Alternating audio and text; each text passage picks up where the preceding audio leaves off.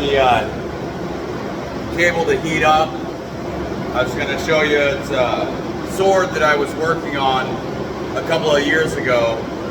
I get a little sidetracked, get orders or commission come in, and I put my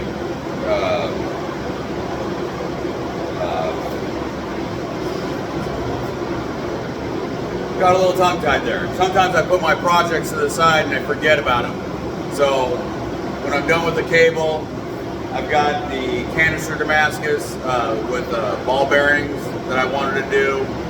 I also have this I can get started on again.